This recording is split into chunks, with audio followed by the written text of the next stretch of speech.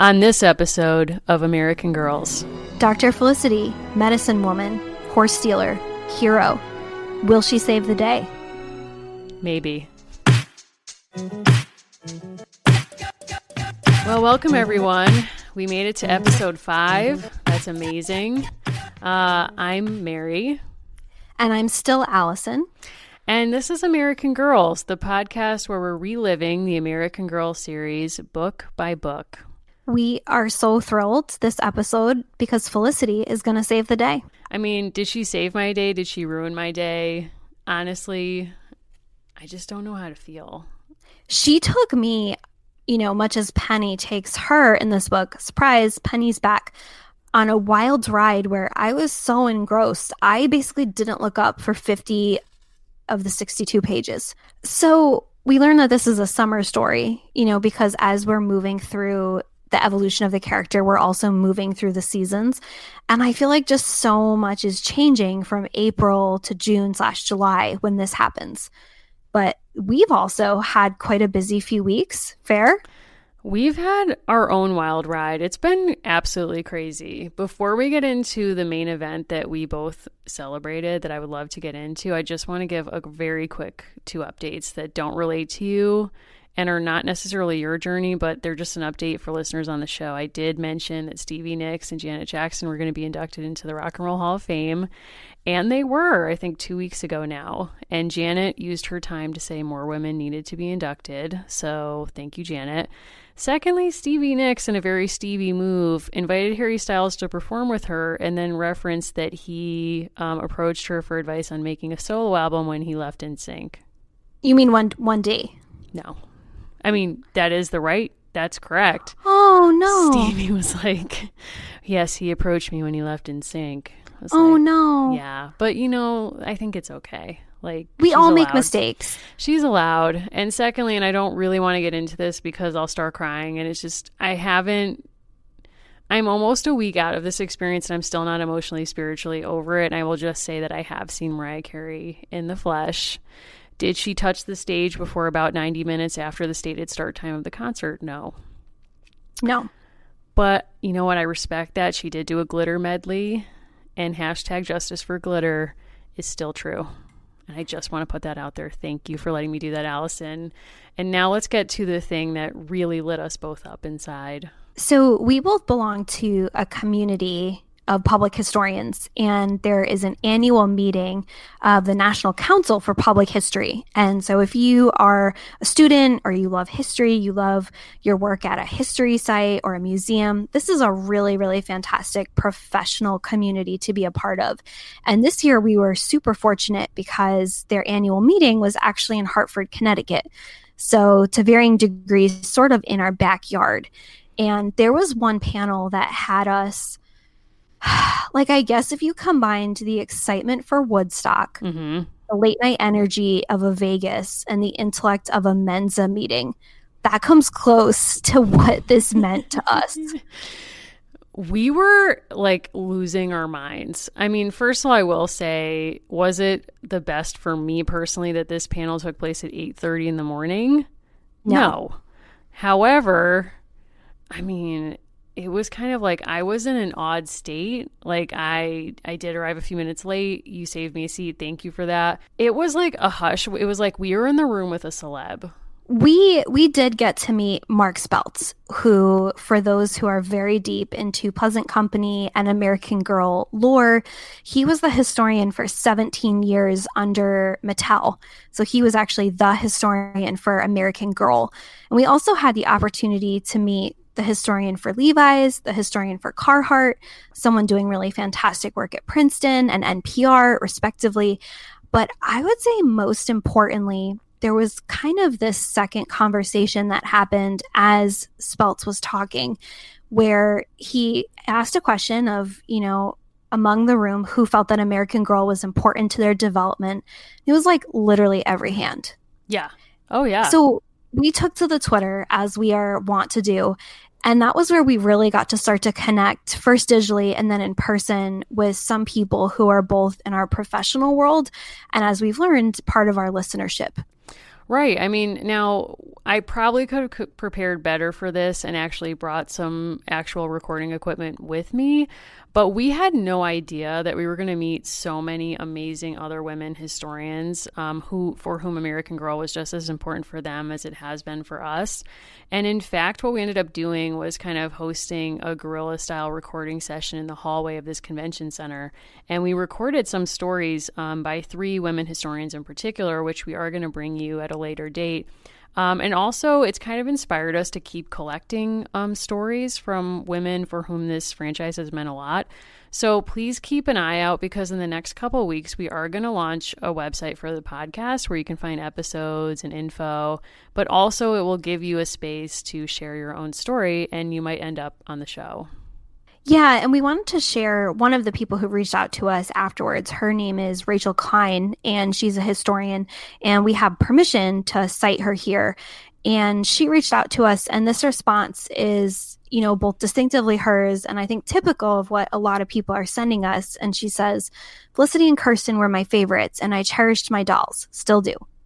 I loved Molly's stories as well, though didn't have the doll. I'm sorry, Rachel, that's me.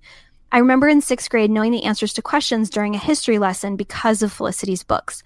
They taught me to love women's environmental and architectural history as well as material culture. They brought the past alive to me. I'm forever indebted. Now, I just want to fangirl for a second and also say that Rachel is kind of a big deal. She's the historian for the U.S. Forest Service, and she does really fantastic work that pushes conventional narratives about what people think of women and government, and did an awesome presentation at this conference. So we're talking people who are doing really phenomenal work, really interesting things with their lives. And for them to say, this was the germ of it, it's a big deal. It's a really big deal. And one of the folks I talked to at the conference, whose story we're going to bring you on the show at some point, is actually the archivist of NPR. And it's so funny hearing people talk about the books and the dolls, because we have such strong associations with Molly, for example, and to meet other women who also have similar loyalties and identifications, and even just willing to throw shade. Like at one point, the archivist for NPR was talking about a birthday party she went to that was not great. That was an American Girl themed party, and I will let her tell that story. But just at the end of it, I just started laughing, because at one point she was like, they were all Kirstens. And it was like, she didn't need to say anything else to me. I understood. Although I will say that so many listeners of this show have told Allison and I that we clearly don't remember anything about those books. And we agree with you. Like, we admit we don't remember a thing about these books. We probably got a lot wrong. And we're willing to, I can't wait to actually get to those books, because I feel like I've missed quite a bit. And I'm going to say this, the highlight we do remember, which is apparently not the actual highlight of the arc of the books, the girl made a mean breakfast. That's true. That's really important. Cakes, and she loved really candles. Important. Yep. I also love candles. Sure. I guess part of what we're saying is, we're taking a critical lens with these books, but we are also with Rachel and with lots of you where we respect the fact that it got us on a path where we could look at the books this way.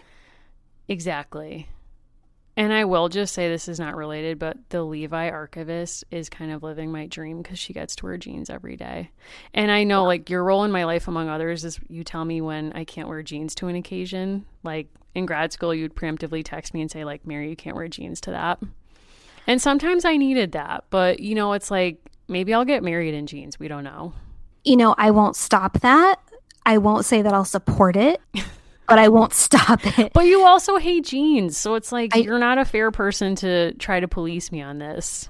I do. And this is where, again, our differences are important relative to the books. I loved the dolls. I loved the outfits. I loved the clothing. Notably, none of which in the early series involves pants. Yeah. See, I can't with that. That's not for me. But, no. We know ourselves. We know what journey we're on. And maybe I'm just like Lady Levi, to quote one of the vintage Levi ads we saw in the presentation, but I know that about myself. Maybe that could be my future American Girl. She wears jeans. I hear that. Anyway, NCPH was Was what a dream. It's really some of the 3 to 4 best days of our year where we get to just kind of be with people who do similar or in some cases really interesting, different work. And honestly, it was really such a joy to meet people who said that they had listened. That was really impactful to Yeah, us. This is a thing that we've talked about for literally years. And now that it's actually out in the world, it's really exciting. And we feel like this could be the start of a great community. So we're happy that you're along with us. totally. Now, I want to make sure that we give this book its due because I know we have divergent opinions. Hmm. So I do just want to also mention that American Girl this week was kind of on fire over the black hole picture. Please say more. So American Girl does a lot of kind of female, I think often like cis boosterism, right? Fair. Sure. On their Twitter. And it was a woman scientist, Katie Bauman, who got the first picture of a black hole. And a lot of people are saying she helped. She didn't help. She did it. She did That's it. a classic situation. And of course, there's this clear link between Katie Bauman and Luciana. Of course. So she was the girl of the year the previous year, 2018, and she, I think, wants to go to Mars, has ambitions to live on Mars. I'm not sure. But it was kind of this interesting moment, too, where you're seeing just how different the brand is today versus 25 to 30 years ago. Not that science doesn't come into these stories. As we learn in this book, Felicity is also an herbal healer. Didn't see that coming, Nope. but here it is. But there is this aspect of it's always so striking to me how much big companies like this have a lot invested in promoting certain kinds of stories like women in STEM, but you would never see any kind of a comparable excitement about a woman winning an NEH grant or Guggenheim or MacArthur Genius for poetry.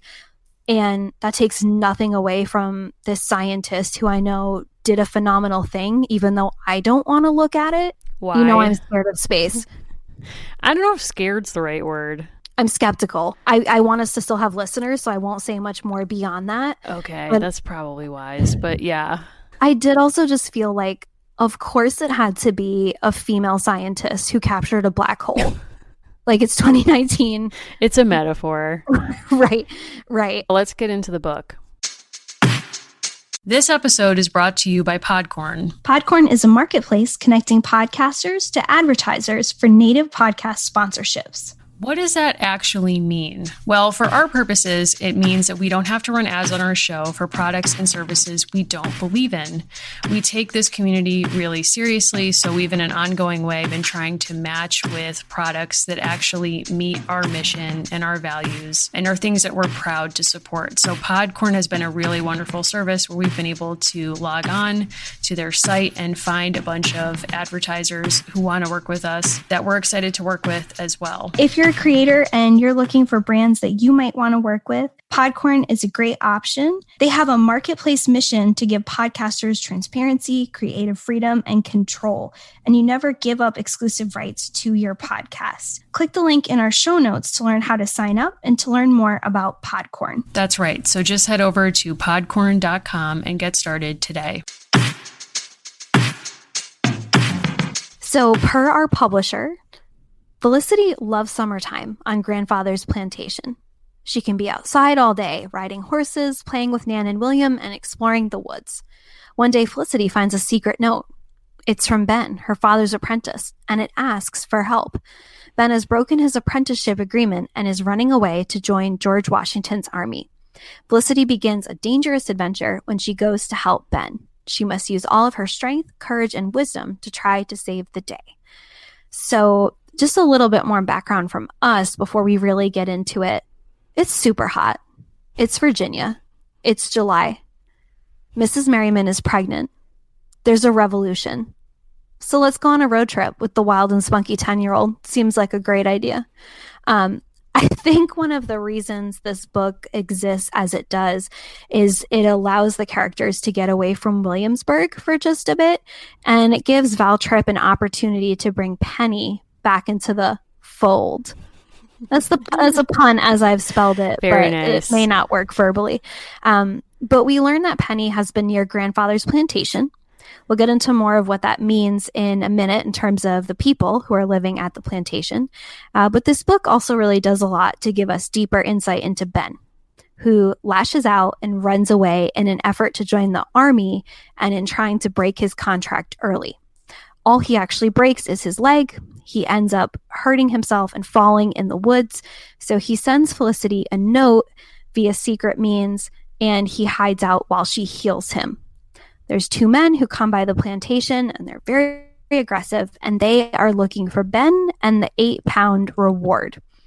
Felicity really tries to convince Ben that he needs to do the right thing, but first she helps him to try to flee.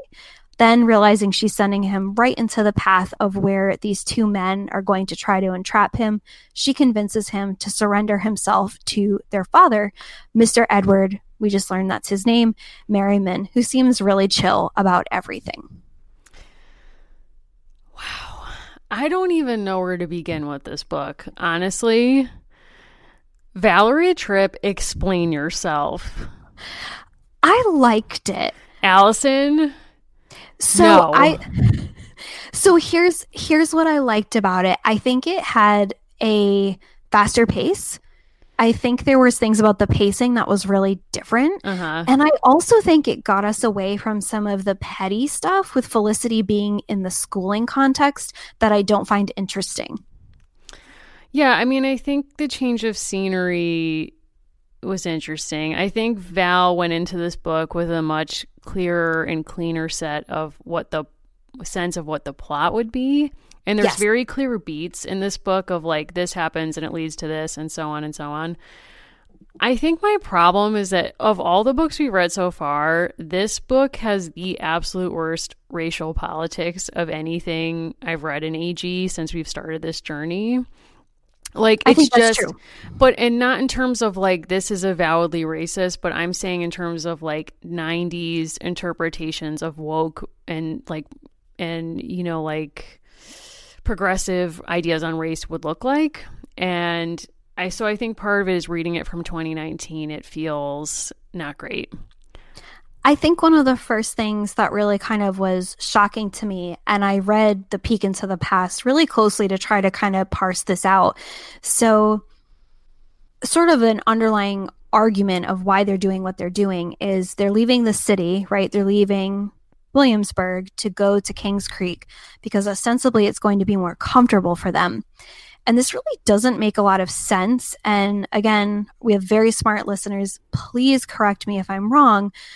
But even very early on, historically, like, yes, I understand people left cities. They would summer in other locations. They did not tend to migrate to plantations. Right. So the argument in the back of the book is that people in this period of an upper class would spend time at other people's properties if they had the class and the leisure to do so. But what's so confusing to me is everything we know about Deep South or even certain kinds of like mid-Atlantic plantations of this time, they're a disaster disease-wise. So I made a note, like this plantation is being talked about like Club Med. It's a labor camp where everyone is flipping out about miasmas. It's a cesspool. Right. And there's like very real specific dangers, even on coastal, I would say especially on coastal plantations, that these people are going to be facing. And Felicity and her pregnant mother, they're running right into it. It makes absolutely no sense. And there's all these really weird asides about the material culture that Felicity is like curating or creating to enjoy herself on this like vacay at grandpa's plantation. So there's multiple moments where she creates basically bubbles for herself as like a whimsical fun time. And each time I was like yelling at the book, like, girl, make a fan, enough with the bubbles. Like, what are you doing? But it's also like every time she's like going into the river and all these sources of water, I'm thinking like, what is the sanitation at this plantation? Where's all the water flowing through? Like, where are the latrines? What's happening with typhoid? Like, what is happening here? And it's a real shock. So pages 8 to 9, so very early on, Felicity and her grandfather are going out with the horses, and she hasn't been reunited with Penny yet, so she's on a different horse. And they talk about how the morning is still cool, so they're out inspecting. And it says, she'd listen while grandfather spoke to the field hands and the overseer about the weather. She'd let go of the reins while Jessamine, just her new horse, grazed with the sheep and the cows and the grassy meadows. Most of all, Felicity loved to watch the horses running in the huge fenced pasture. And this is kind of a constant thing, and you wonder how much consciousness there was of this, where there is this consistent juxtaposition between enslaved people forced to do work for this family and horses just living their best life. Exactly. And they're always next to each other. They're always next to each other. And you note that the horses are fenced in, and the enslaved people, there's no mention of the very real restrictions on their lives. And also the note that grandfather finds it whimsical and fun, that the horses are rebellious, that when Penny does emerge as kind of like this bad girl horse in a group of horses that Mr. Wentworth wants to sell to grandfather, he's kind of like, oh, like it's wild. And Felicity is able to tame Penny upon recognition. And he wants to reunite Penny with Felicity. He wants this moment of reunion in a way that you can imagine. Also, as an as an owner of enslaved people, he might not have the same qualms about maybe separating his enslaved people that he owns for economic gain. So there is this very strange juxtaposition of his relationship with Felicity and their respect and love for horses that does not translate to people. And it's a blindness that, for me at least, doesn't seem to end with the characters that she creates. It seems to carry over to Valerie Tripp herself. Yep. I said it. It's real.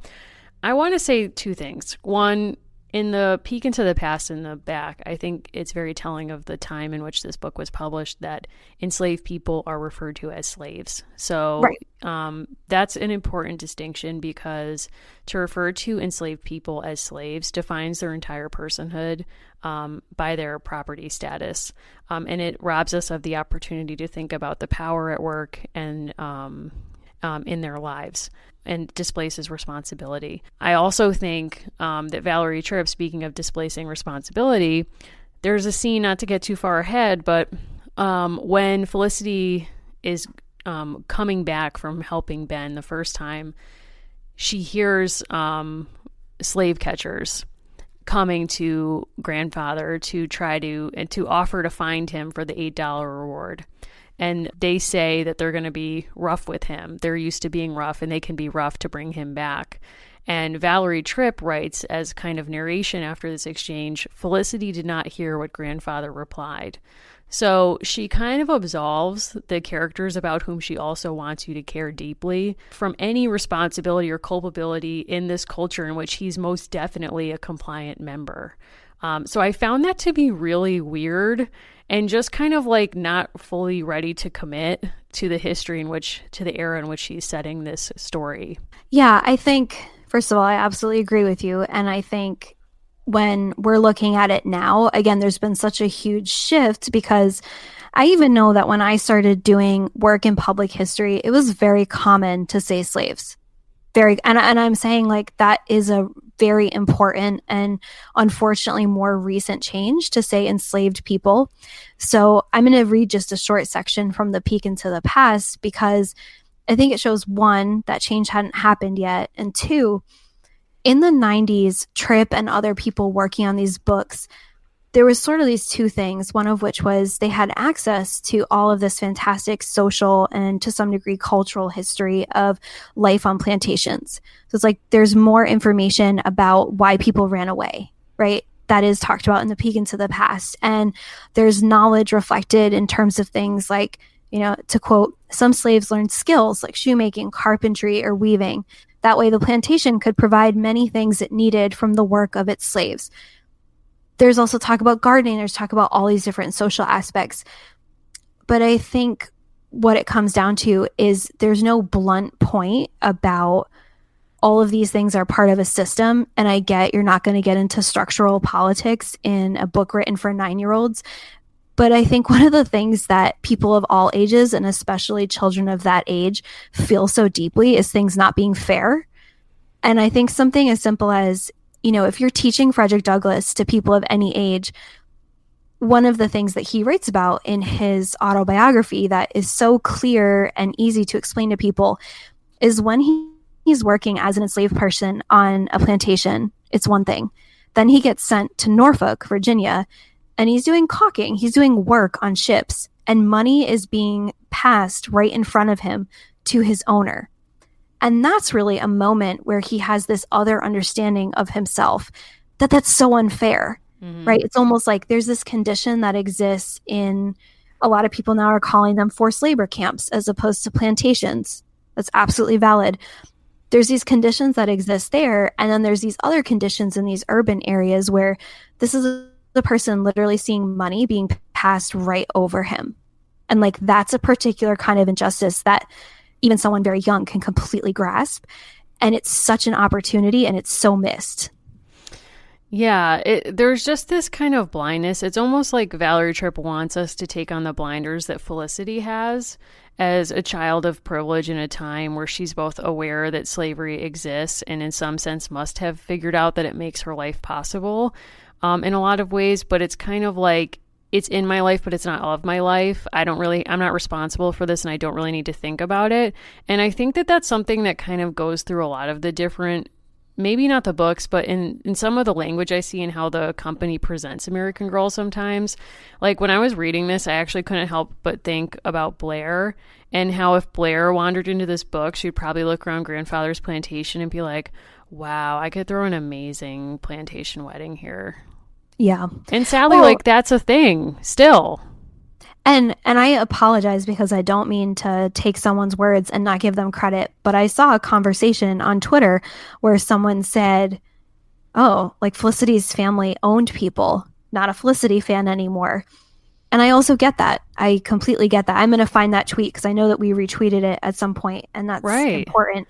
And I wanted to make sure I got this right because the person who said it is an important author, Cameron Garrett. And the exact quote is, I sort of forgot that Felicity's Merriman's family owned slaves. And then she does the stars, gets rid of my books. And then she clarifies, Josefina is obviously the best. I love that. And she says, Samantha is super cool if I'm not forgetting any hidden slaves. Yeah, and I get that impulse. Like, I think we're living in a time of cancel culture, and if we find, some people find things that are problematic or triggering in some way, and they have to kind of take space from it, and I completely respect that impulse. I myself find it very difficult some days to listen to the news just because it seems like so apocalyptic at times. But I do think it's hard with something like American Girls where it's something that means so much to you from a place in your childhood and being a historian and wanting to kind of figure this out and see how it can fit in your life as a 32-year-old person. That has been the toughest part of rereading these books so far, is kind of not encountering enslaved people in the past in these books, which obviously we would, but encountering really honestly Valerie Tripp's 90s way of dealing with this in a way that seems so hell-bent on absolving white people in the 90s rather than offering a realistic depiction of white and black relations in the 1770s. Yeah, and there's even an interesting dynamic because we've talked a lot about Ben and like what we're supposed to do with Ben and the way he's both sort of absorbed into the family but is definitely an other to the extent that he's an apprentice. Like, I want to say a few things about that, one of which is like, where is his family? Like, we're acting like he's an orphan. Question. He does have a last name. It's Davidson. We learned that in this book. And so Felicity does really save him. She saves him to the extent that there are people chasing after him. He's in a medical emergency. He's like, of course this 10-year-old is giving me the care that I and require. Also we find out he's 16. I read that and I literally put the book down and was like, are you kidding? He's 16? It frankly also puts two different scenes, at least, in a different light, because basically he's marrying age at this point. Right. One, all the stuff with the pants, and two, thank you. Basically their date at the governor's palace. Oh, what? Like, honestly, what is happening? Because 9 and 15 are a leap. At any age. Like, you know what I'm saying? Like a 16 in 1776 is like a 2019 35. Okay, I'll give you that one. But what is a 10 in 1776? It's 10 in 2019. You know what I mean? Like, that doesn't change. No. It's still inappropriate. And I think I guess I want to clarify like some of my earlier comments because this book really did sweep me in. I liked the stage changing, but it's also the reason why there's a problem with this book. Does that make sense to you? Yeah, totally. And I think, even them changing the setting kind of, as you're saying, increases the starkness of the issues with this book for me. Because, for example, so just to give I know we gave the summary, but so Ben runs away, and then the father puts an ad in a newspaper reporting that he's run away and offering a reward for his return. Felicity helps him when he's hiding in the woods. And my question, so this is a sidebar, I want to return to this in a minute, but why does he have that whistle? He's not in the militia. Just gonna say that. Why do you have this whistle? It doesn't make any sense, Allison. Do you know what he is? He's a person who watches a documentary about doomsday preppers, and he's like, I'm not that guy. But then he goes on Amazon and buys half the arsenal. Or he's the guy who's a reenactor of different conflicts who kind of takes on the trauma of being in the conflict when he's really just reenacting it. Okay, this is reminding me of something, and this is an embarrassing story, but I'm going to tell it anyway. Remember that time when we went to Dinosaur World or whatever that was? And so Alice and I live in different states, so we will often meet up at a place that's midway for us. And you basically, I'm very trusting of you. You just texted me an address, and I put it into my GPS, and I just drove there. And I didn't put together that it was this place that has fake dinosaurs that kids can look at. Yeah. But it also has an agricultural museum, an antique shop. It was fantastic. It was great. We had a great time. But so we met this man in the antique store, and he was our age, I'll presume. Was he? Are you freaking out because I'm back at that place. Oh my God. You caused this. I can't. No, you are not allowed to act upset right now. No. I know. We met this man. Listeners, I need to give you one other piece of context. This was when I was once a month trying to set Mary up with a man. That's all I'll say about that. And okay, yeah, you were. And I can't even get into that and how misguided those attempts were. Your taste, no, I don't want to comment on your husband. He's not related to this. You were literally there would literally be men who were barely holding it together, could not have a conversation with a potato, and he'd be like, he's a 7. You'd be like, Mary, get his number. He's a 7. He was not a 7.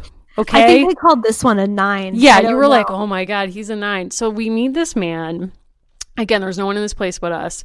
And he's like, what brings you to Dino World, girls, or whatever, strikes up a convo with us. And we're like, we're just friends hanging out. Not a big deal. Please go away. I'm kind of I'm a very polite, friendly person, but I was kind of in a place of not now. And he was like, oh, and we told him we were historians, and this was a mistake. So he was like, I too am a historian. I am a reenactor. No shade at reenacting, just shade at this particular person. And I was like, what war do you reenact? Thinking he would say Civil War. And it said he was basically all the wars. Remember? And he was Revolutionary War, check. Civil War, check. Spanish-American War, sure. And then he was like, World War I. I was once at a reenactment where there was planes flying overhead, throwing out bills, war materials. And I was like, okay. World War II. And then he says, and Vietnam. He's like, I put on the black pajamas. I was like, what? So this took us down a journey where we then got into the Instagram world of the Vietnam War. Yeah, don't get into that. American Girl is a really safe corner it's of safe. The Instagram world. That area is not safe. Don't go there. But basically, so then Allison was like, you should get his phone number. And I was like, absolutely not. I can't believe you think this is what I deserve in my life. But he kept kind of showing up everywhere we were. And you were kind of you could have been queen of Dino World at the end.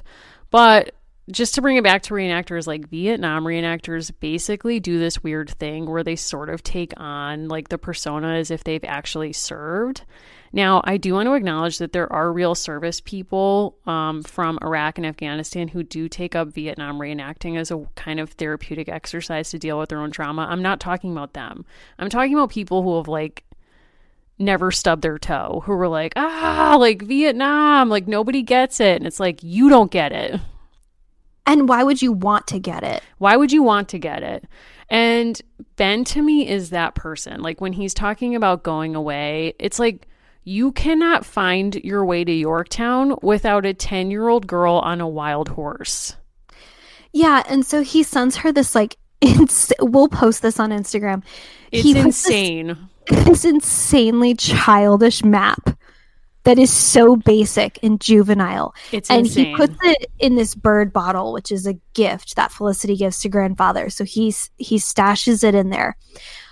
What's critical about this, and we'll show you the two to contrast, given the same amount of resources, Felicity, again, she's 10, draws him this like fantastically beautiful and useful map. Right. And we're so... I don't know what we could take from that, but... And it's also like, what is wrong with you as a 16-year-old man? And I am going to call him a man for this time. Yeah. Like, referring to Felicity as a friend, like having these weird moments where they're like one-on-one, like, remember the good times, like with Penny, and we tried to free her, and like those days.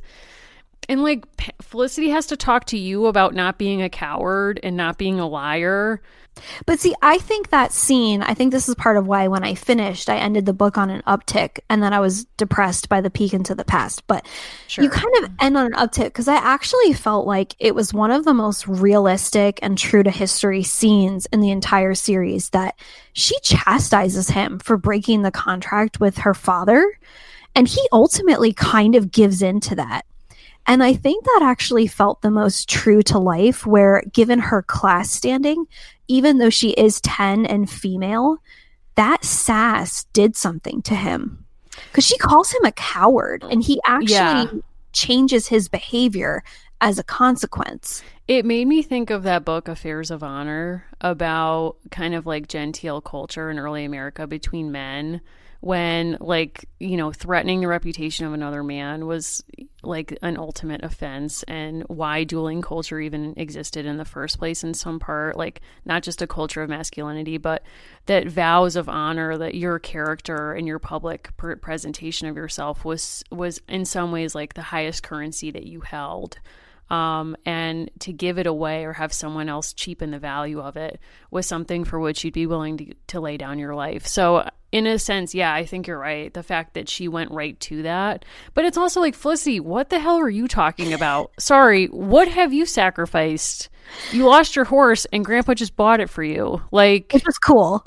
I mean, so, I want to say this.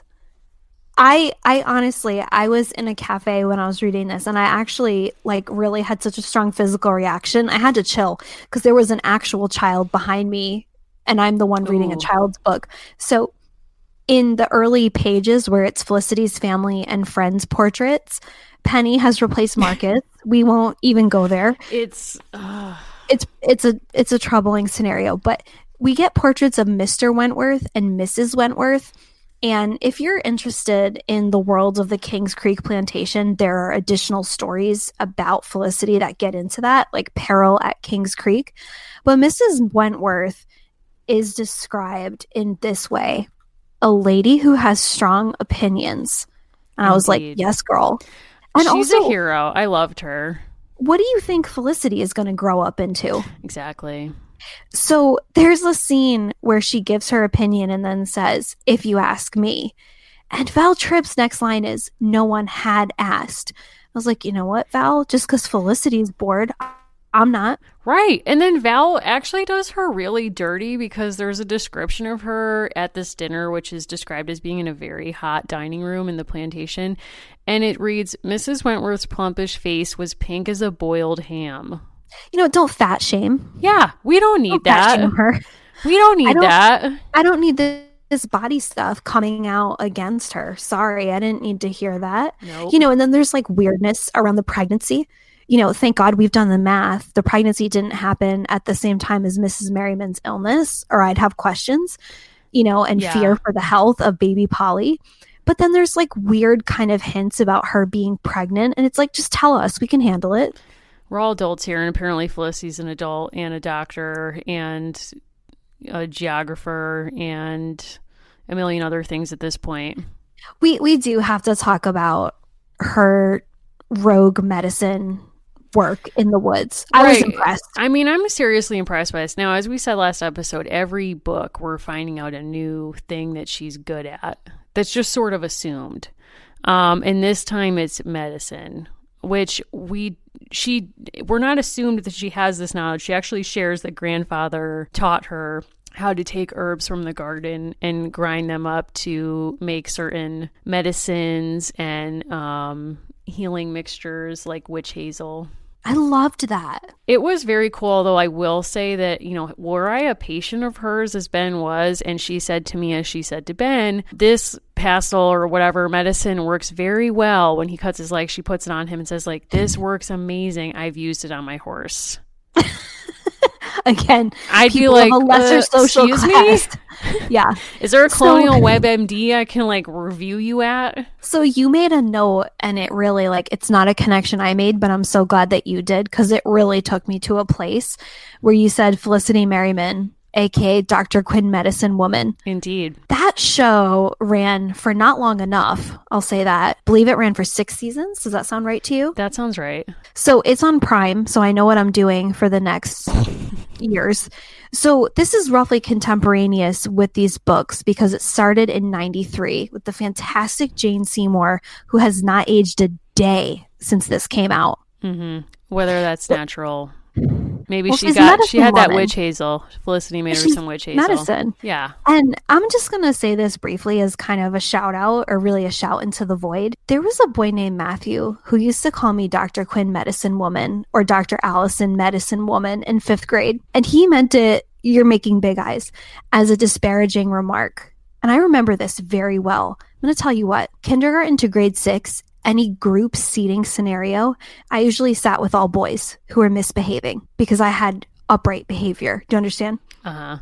So I was supposed to be, like taming the group here. This was like 90s optimism, feminism period.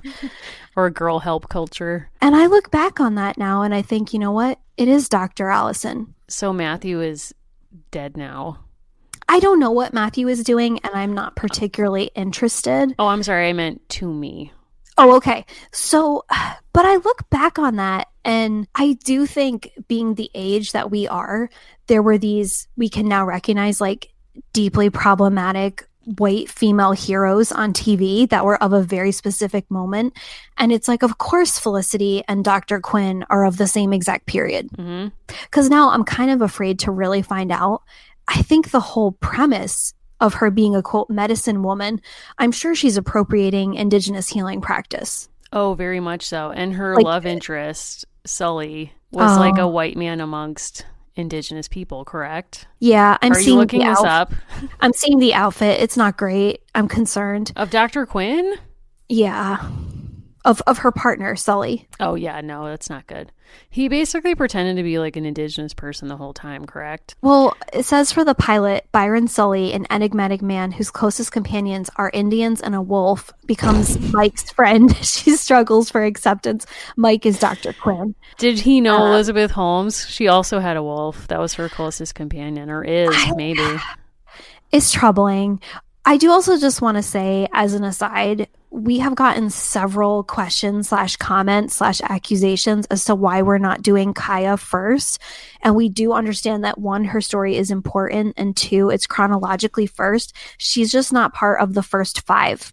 Yeah, we're doing the first 5 in chronological order of setting, and then we're going to branch out. So that may not make sense to you, and that's okay, but it's what made sense to us initially, so it's what we're running with. But we are definitely going to get there, so don't worry.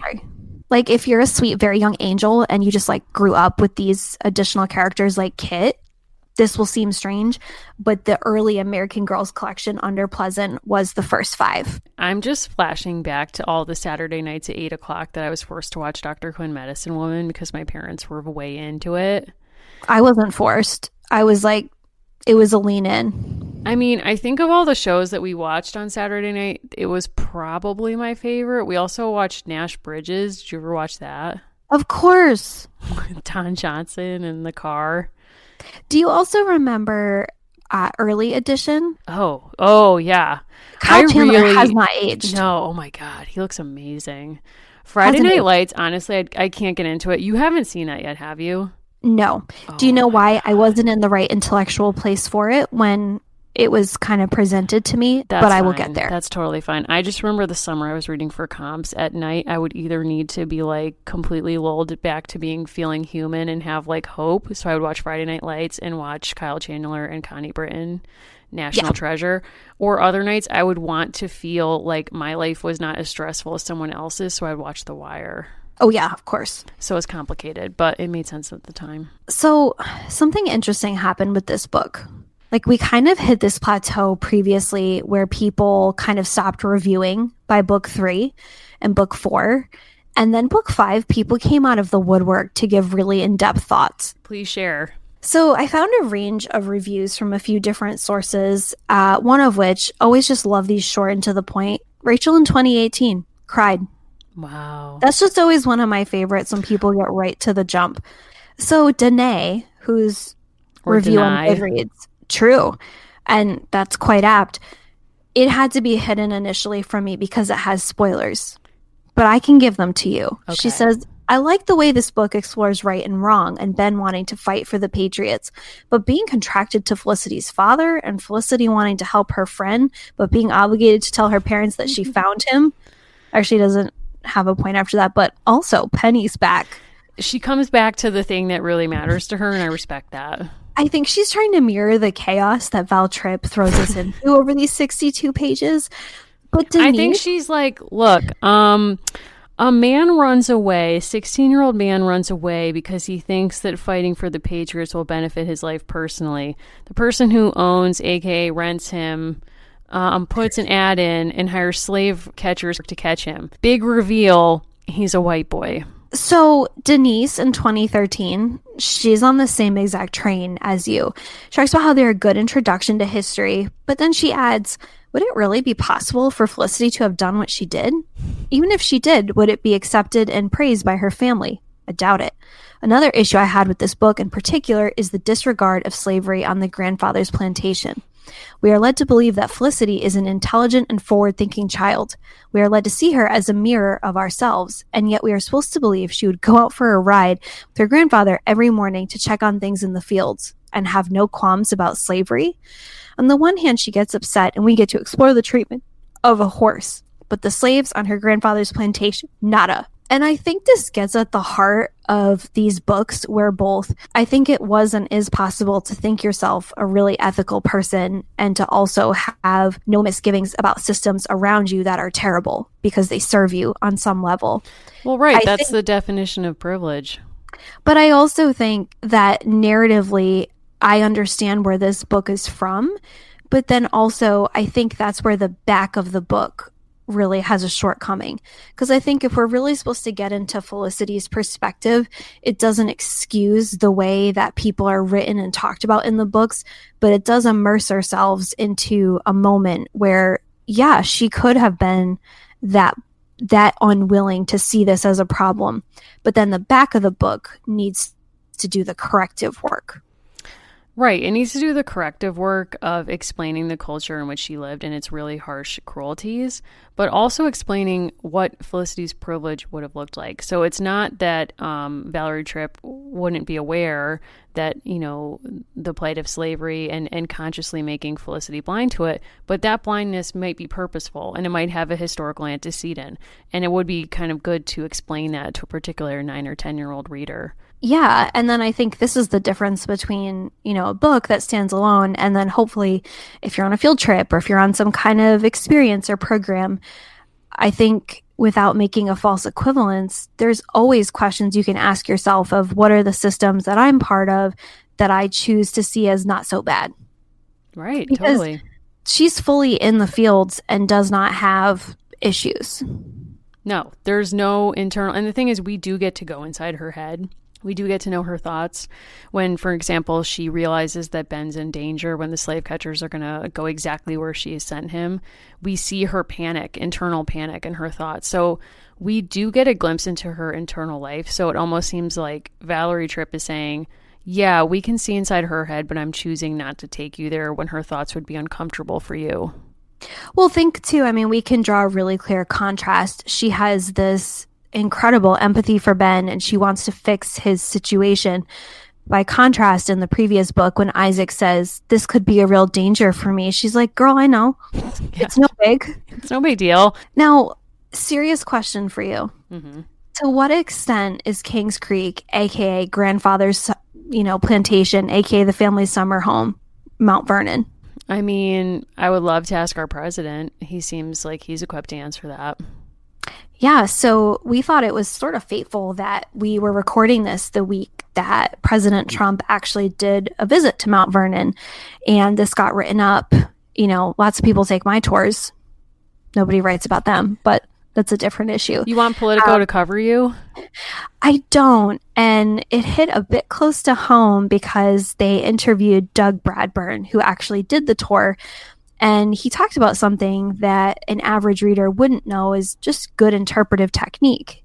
Says he was trying to get the president interested in the House by thinking and talking about things that he would care about. So real estate, wealth, and kind of putting the world of Washington in terms that would interest his listener.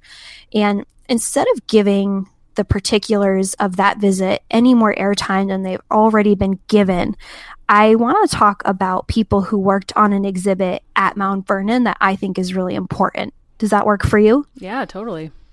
So there is this really, really critical exhibition called Lives Bound Together. It's also been published and it's right on the Mount Vernon website. And that Lives Bound Together is an opportunity to really think critically about how the lives of enslaved people were intertwined with those who owned them.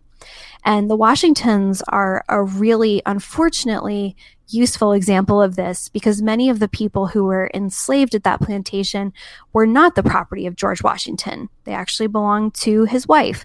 And people have been really desperate, I think, to redeem Washington as, quote, not really an owner of enslaved people or to kind of distance him from it. But this exhibit really forces you to think about how much of this plantation was really a place that enslaved people lived. It was not just a house of privilege. It was really a place that, for the vast majority of people who moved through there, was a pretty awful place. It was a place from which you had no escape. And again, instead of giving questions or comments that came up during that most recent visit any more air, I really want to honor the work that these people did at Lives Bound Together because it totally changes the conversation and it's exactly where these kinds of places need to go. Right. And there's a book I also want to recommend. Scott Casper. Yeah, Scott Casper. It's your fave. It's my fave. I love this book. He wrote a book called Sarah Johnson's Mount Vernon, The Forgotten History of an American Shrine. This book came out in 2008. I highly recommend this book. It's basically a history of Mount Vernon that it does not center George Washington. In fact, it centers Sarah Johnson, an enslaved woman who lived there her entire life through both George Washington's lifetime and then stayed with Mount Vernon after his death as the estate evolved into what it's become today, which is essentially a shrine to George Washington. So it really changes the perspective and gives you a really rich history of enslaved folks' experience by centering and basically making a biography of an enslaved woman at this national shrine to a president and not writing yet another biography of George Washington, who I'm not afraid to say I think is not worth the hype. So someone who is worth the hype is Cynthia Chin. 100%. So this great listener reached out to us and we wanted to talk a little bit about what she sent us. And please do not be surprised if we have a lot more from her because she kind of made us feel like we were in touch with a celeb. Oh my God. Not a joke. Not a joke. Cynthia Chin is like one connection away from Valerie Tripp. So yeah. I hope Valerie doesn't listen to this. Oh my God. We've said a lot. I think she would get it though. Yeah. So Cynthia reached out to us and talked about what drew her in about the series. And I won't read everything she wrote to us because I feel like Cynthia is basically her own episode. And I don't want you to love her more than us. You can. But she talks about how, when she says, what drew her in was the attention to historical accuracy that Pleasant Company, then owned by Pleasant Rowland, demanded of its doll accessories. Felicity's bedtime mules are real whip-stitched doeskin. The textile of the gown of her first book, Meet Felicity, is based off of an extant original. When I needed to secure Felicity's calico pinner apron to her spring gown, I was supplied with miniature straight pins on a tiny white card. While I had no idea the level of accuracy of these things, as she and I shared tea parties together, what Pleasant Company did was train my hands and eyes to kinesthetically experience and see historical accuracy in doll form, and encourage the development of my material literacy. And she goes on to tell us that she has since worked at Mount Vernon. She is now doing her PhD at Georgetown, and she is examining Martha Washington's 3 surviving gowns, which haven't been studied, which is very cool, and giving us a different understanding of how this material culture reveals something about the world in which she lived.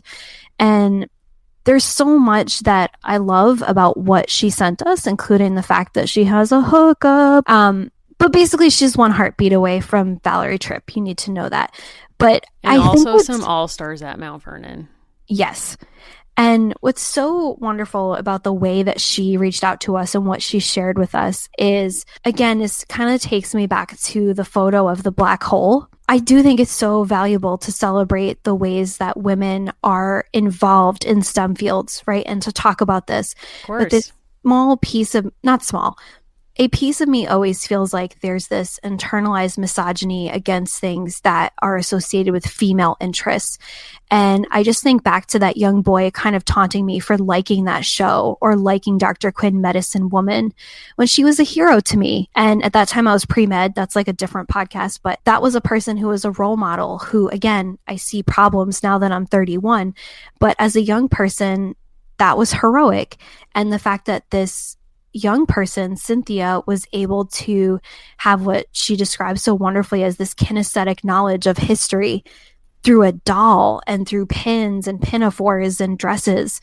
I just feel like that is something that we would be so quick to trivialize in a world where we think girls being allowed into the Boy Scouts is a clear victory. It's for sure not. I know I took that to a different place at the end, but you know how I feel about that. We both agree on that. We feel very strongly in favor of the Girl Scouts. We love the Girl Scouts as an organization, and I'm very much against the Boy Scouts trying to rain on their parade. Not okay. Yeah, I totally agree with you. I think it's really tough to be a woman, and that's maybe the most understated thing I've said on the show so far, but in part because you're kind of criticized no matter what you do. If you're into STEM, you have to deal with the criticism that women can't be members of STEM, that we are biologically predisposed not to be as strong in science and math. But also, if you are interested in things that have been gendered female, you are made to be shamed by that. And actually, that's something that I really appreciated in talking to the other women at NCPH, for whom the material culture of American Girl is still really important and really meaningful. We met a lot of actually celebs on IGAG. And dare we say who we met? Yeah, go for it, Allison. So we met Rebecca Rubin, which is really cool because she was previously a somewhat local to us public history student. Mm-hmm. She shares a name with a doll, and she runs this fantastic Instagram account, and we'll link to that in one of our posts that you're able to see it really closely. But she does this really clever work where she positions dolls at historic sites and she takes them on trips. And it was just a real pleasure to meet someone who has the dolls still be such a part of their life and the history work that they do. Shout out to the doll who just got to go to Louisa May Alcott's house. We were proud of you. We're so proud and we're so jealous, even though we've been there. It's amazing. Yeah.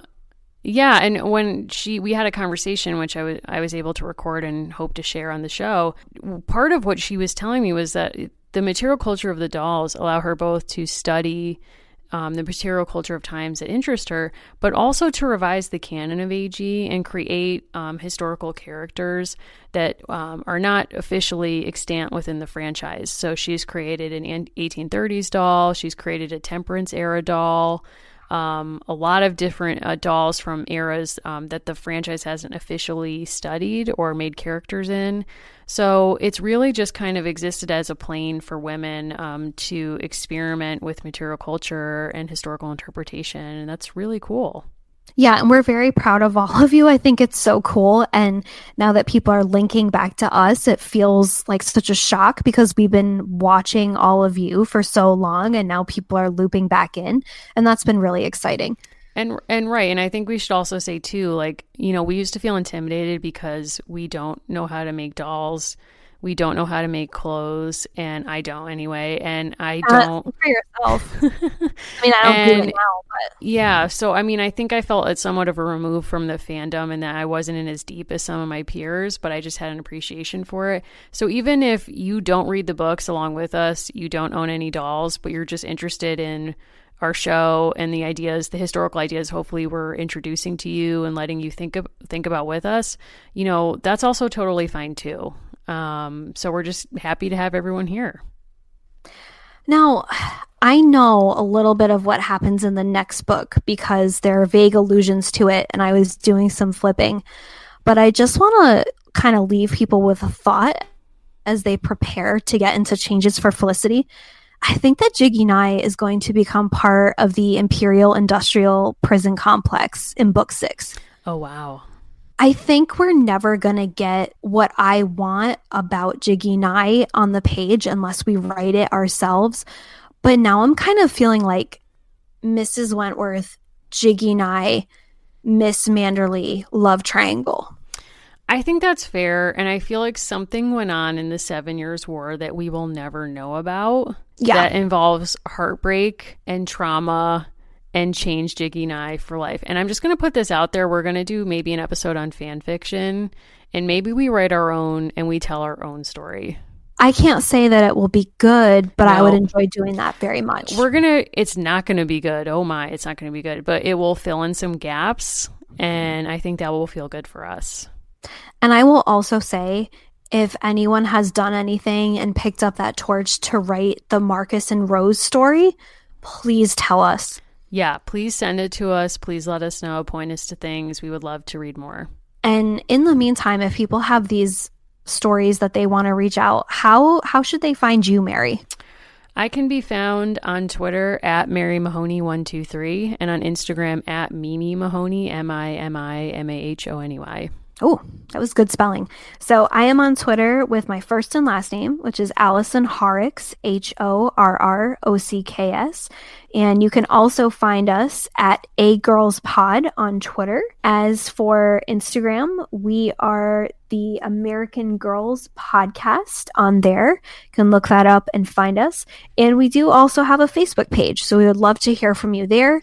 And please do share our posts with people you think who might be interested. And also, if you can, please rate and review us on the iTunes store. It really helps people find our show. We have absolutely been blown away by the people who have written reviews. Really, really enjoyed it. Thank you so much. Someone called us Millennial Nerd Girls, and you're not wrong, but it did also feel direct. Thank you. We'll take that. And until next time, the self-described Felicity wannabes, we will catch you at Book 6. We can't wait. We will see you there. Thank you.